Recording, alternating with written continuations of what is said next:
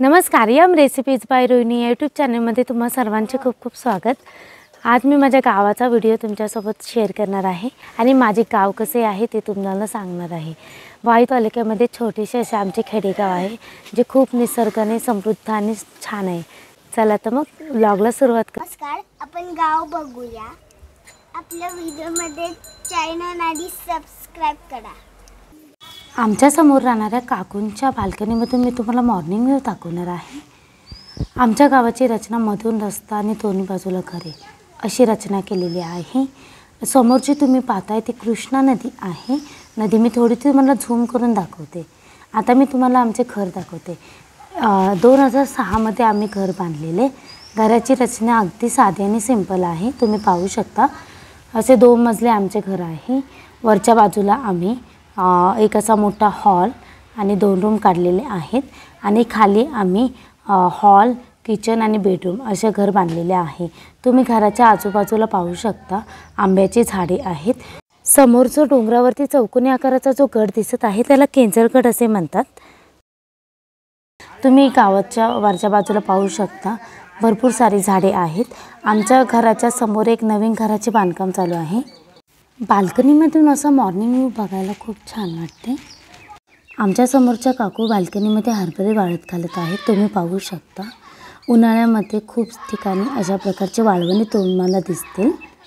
उन्हाळ्यामध्ये आमच्याकडे बाल्कनीचा असा पुरेपूर वापर केला जातो। काकूंना व्हिडिओ गेममध्ये घेते म्हणून हसायला येत आहे, तुम्ही बघू शकता। काकूंच्या घरासमोर अशी पाणी तापवण्यासाठी चूल बनवलेली आहे। आता आपण आमच्या घराच्या मागचा परिसर पाहूया। समोर जो पाहताय तो घेवडीचा वेल लावलेला आहे। आता तुम्हाला मी म्हशीचा मांडव दाखवते। उन्हाळ्यामधून उन्हापासून प्रोटेक्ट होण्यासाठी हा मांडव घातलेला आहे।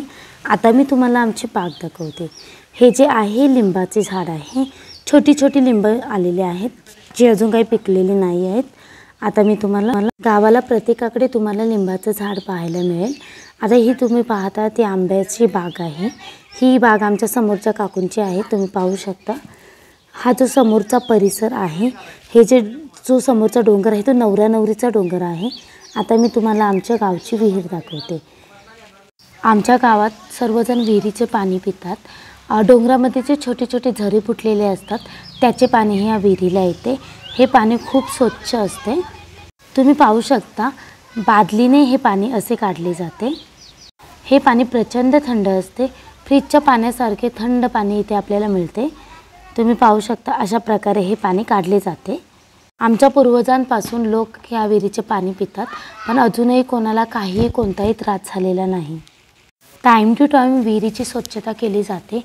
विहिरीमधला कचरा काढून टाकला जातो, त्यामुळे हे पाणी खूप स्वच्छ मिळते आपल्याला। तुम्ही समोर पाहू शकता विहिरीमध्ये उतरण्यासाठी दगड लावलेले आहेत। त्या दगडाच्या साह्यामध्ये विहिरीमध्ये उतरतात आणि विहिरीची स्वच्छता केली जाते। अशी आमची गावची विहीर 12 महिने भरलेली असते आणि गावकऱ्यांना थंड पाणी देते। विहिरीला दोन्ही बाजूने राहत आहेत, त्यामुळे दोन्ही बाजूने आपण पाणी भरू शकतो। गावात आमच्या अनेक प्रकारची सुंदर सुंदर फुलझाडे आहेत। आमच्या घराच्या खालच्या बाजूला तुम्हाला अशी शेतं दिसतील आणि मधून रस्ता गेलेला आहे जो बाकीच्या गावाला जोडला जातो। हे जे तुम्ही असे भेळे बघत आहात ते भाताचे भेळे आहेत।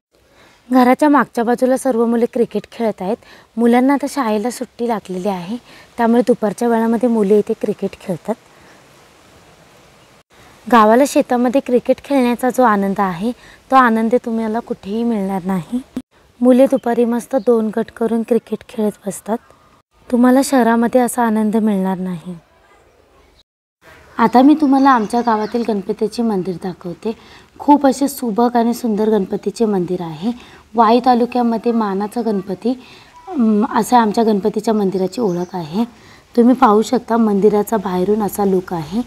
मंदिराच्या समोरच मी सनसेटचा व्ह्यू घेतलेला आहे, तुम्ही पाहू शकता। आता आपण मंदिरामध्ये जाऊया आणि मस्त असा मोठा घंटा मंदिराच्या बाहेर लावलेला आहे। आता आपण मंदिराच्या आतमध्ये जाऊया। मंदिराच्या गाभाऱ्यामध्ये एंट्री करताना कासव ठेवलेला आहे। कासवाचे दर्शन घेऊन आपण आता आतमध्ये जाऊया। तुम्ही पाहू शकता कासव। मंदिराच्या गाभाऱ्यामध्ये खूप असे सुंदर रेखीव झुंबर लावलेले आहेत, तुम्ही पाहू शकता। आता आपण मंदिरात गणपतीचे दर्शन घ्यायला जाऊया. गणपतीच्या मंदिराला टाळा आहे, तरी पण मी तुम्हाला मूर्ती पूर्णपणे दाखवण्याचा प्रयत्न करणार आहे. खूप सुंदर लोभस आणि आकर्षक अशी शेंदूर कलरची गणपतीची मूर्ती तुम्ही पाहू शकता. पाहताच मन प्रसन्न होते. 15 मे 2023 गणपतीच्या मंदिराचा जीर्णोद्धार करून गणपतीच्या मूर्तीची स्थापना केलेली. अशा या सुंदर आणि सुबक बुद्धीच्या देवतेच्या मूर्तीचे दर्शन घेऊन मन अगदी प्रसन्न होते. श्रींचे दर्शन घेतल्यावर डोळ्यांचे पारणे फेटतात. तुम्ही सुद्धा गणपतीच्या दर्शनासाठी आमच्या गावामध्ये येऊ शकता. वाईपासून अगदी 16 किलोमीटर अंतरावरती आमचे गाव आहे.